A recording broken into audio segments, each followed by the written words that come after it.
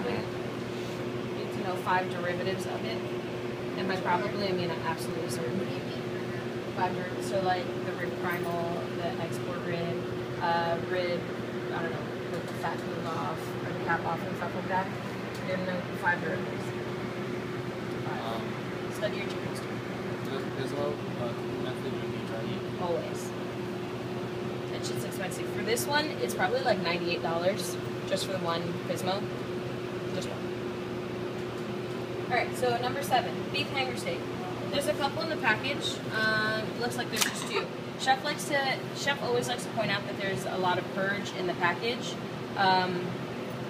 Oftentimes I repackage them, so that doesn't really count. But if you were to get it just like this, yes, there is a lot of purge. If you look at it, it has like a little bit of a kind of a claw thing going on because it's only connected right in the middle because it's technically like the diaphragm of the animal.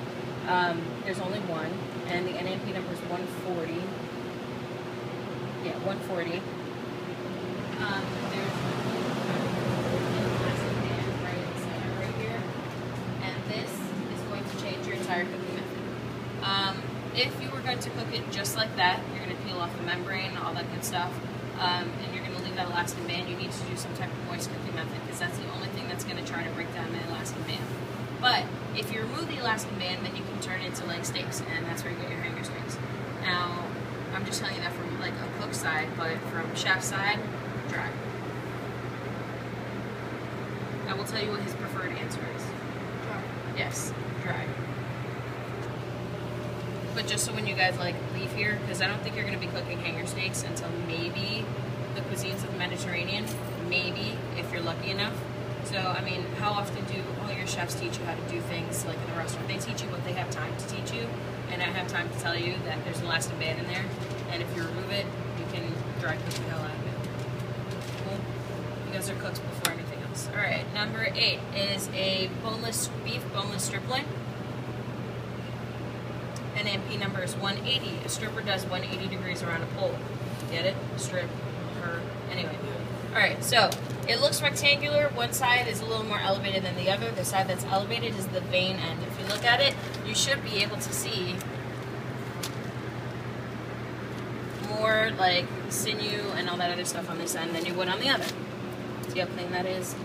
Not so much over here. Alright, turn it upside down. You've got divots where it used to be connected to the bone. You've got a little bit of bone connective tissue right here. And that's pretty much it. Other than the fact that you can tell that bones used to be in it. That's how you know it's boneless. Cooking method, you're either going to turn it into a roast or put it into steaks. Those divots are always going to be there. Always. Always and forever. That used to be the china down here. Okay. Number 9. Looks like a really old top round. I wish we had a better looking one for you, but you know, this vacation kind of threw us off for a loop. Alright, so top round looks like a perfect butt cheek. And if you look at the top of it, it always has like a half moon of no fat. If you guys remember trimming that, I don't know which class did it, but one of them trimmed it off, and then you trim off the little side muscle, and then you turn it to roast, and they're happy or whatever. Turn it upside down. You're always going to find a circle of kind of cooked meat. I call it cooked because it's been steamed. So here, right here, see it? See, that's a different color. It's lighter than all the rest of the meat. That's because that's been steam cleaned. All top rounds will have some sort of like spot where it's been steam cleaned on the bottom. It will always have on the top part a half moon of no fat and a pretty decent fat cap on the rest of it. Just look for those two things. Top rounds are the exception to the motion muscle rule. What's up? Just for something tonight. What? Which one? K3 veal. Veal trim. It was trim. Yeah. What's the weight? Look on the top right corner. That's the accumulative weight of everything that I took.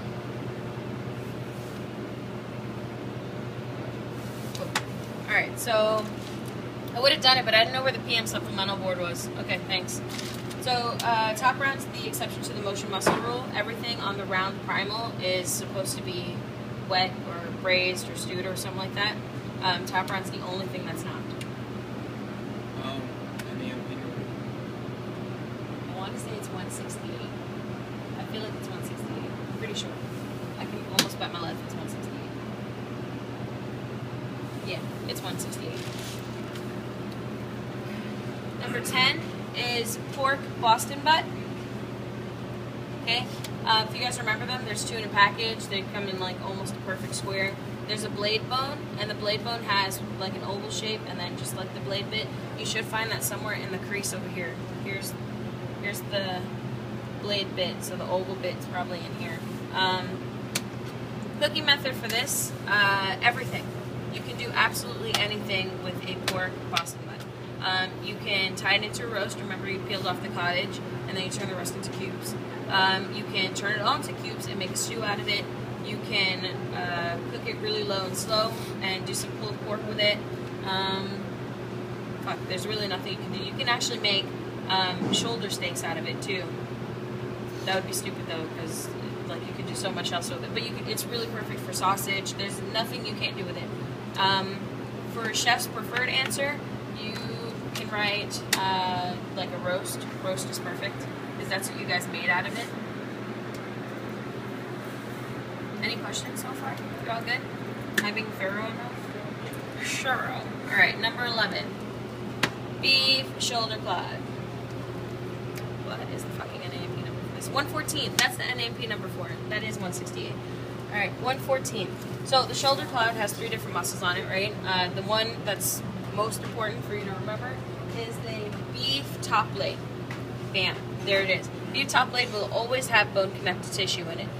Part of the reason why shoulder clod is always going to be a moist cooking method is because it has that elastin band here, but that elastin band kind of runs through the center of it too, and you'd have to like really pick it apart to be able to make it like soft or palatable. That's really what I'm trying to say.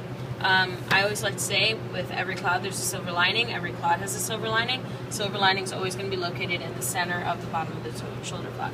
If you turn it upside down, you'll find a little piece of meat on top of the fat. That's what we call a twitch muscle. If any of you have ever been on a farm or owned cattle, my family imports and exports them, you'll notice that like whenever flies go on them, you'll just see like a random twitch on their shoulders. That's exactly what you're looking at. That's always going to be on the shoulder clod, always and forever. Any questions? What are the other 2 muscles? There's the no-name, heart clod, and top leg. And the one, this is actually a further fabricated shoulder clod because the one piece on it that you can dry cook is the terrace major. And that's not one. They take that off now for like size. Yeah. Because it's a lot cheaper. Alright, so any questions on number 11? No? We're all good? Great. Number 12. Veal sweetbreads. Personal favorite of mine. It looks like a big blob in the container. I honestly can't even show you what it's like outside of it. This is exactly how you're going to see it on your exam. If you do see it on your exam, you most likely sweetbreads. Yeah. With this one, you remember the 4 P's. It's peel, poach, press, pan fry. Poach, press, pan fry. Okay, so there's a really thin membrane on each sweetbread. You know, the sweetbreads are the glands, right? If you don't peel that off and you just try to go for cooking it, whatever liquid's inside of the sweetbread is going to get caught inside that membrane, and it'll pop and pretty much give you a 3rd-degree burn, which is no fun. If you don't do that, and none of the seasoning, kind of like the baby back ribs when you take off that back part, none of that seasoning will penetrate the sweetbreads anyway. But you peel it, right? Then you poach it in milk. The milk helps take out that blood color, which if you cook it with that blood color in it, it'll turn like this really weird pinkish color, and it's really unappetizing. It's supposed to be pale, it's supposed to be appetizing. So after you peel it, and then you poach it, and then you press it to get all that extra liquid out, you marinate it in whatever the hell you want, and then you can pan fry it. The pan frying bit is up to you. A lot of the times people make pan fry it, they bread it and pan fry it. I used to deep fry it and put it on pizza at my externship. Everybody's like open to their own cooking methods, but for the sake of this, 4 P's. Just remember the 4 P's. Number 13, beef shank. Pan fry. Number 13 is a beef shank. The NAMP number for this is 117. You'll find that in your book only. I don't think anyone ever, or no, I don't even think it's in the book actually. It might be, I don't remember. This one, only going to be stew. Stewing only. The next one, I'm glad that they're right next to each other. 14 is a leg of lamb. A lot of the times people confuse beef and lamb and pork and veal. Remember I said pork and veal have a really similar color, and beef and lamb actually have a really similar color. But if you guys noticed a difference in size, here's a whole leg of lamb, and here's just the calf of a cow. That's a huge difference. So I like to tell people to use their common sense. A lot of what we do in this industry is common sense. So just take an extra couple seconds and just be like, what the fuck, this shit is too big for being like a lamb. So do one of those. Use your common sense, because I see it all the time, and I gotta tell you, like, you guys sit up there and you'd be like, Emily, what's number 12? And I'll tell you and be like, oh fuck, and then you do. So anyway, this is shank, and this is the entire leg of lamb. Leg of lamb cooking method is gonna be dry. Are you going to know the NAP for beef? Yes. Not for yours. Not for your, like, this exam? Yeah. ID exam? You don't really need to know the answer. 15. Ham hock. Yep, smoked ham hock. Ham hocks are awesome. They're an awesome fortifier. Beans, stews, sauces, braises, any deep liquid that you can stick it in, go ahead and do it. They're good for the vegetation nation, unless you're a vegan, which I don't really know why you would be, but yeah, anyway, that's what this is. Chef Johnson, who will be teaching me next block with Chef Schneller,